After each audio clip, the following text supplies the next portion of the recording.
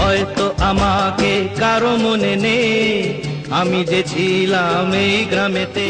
মায়াবিনী আমার চোখে চেয়ে দেখো, চিরদিনই তুমি যে আমার। উঠে যাওয়া দিনগুলি আমায় যে পিছু ডাকে। কফি হাউসের সেই আড্ডাটা আর নেই, মনে পড়ে রুবিরা কবিতায় তোমাকে একদিন কত করে দেখে দেখি সারাদিন, আজ ওই চোখ সাগরের।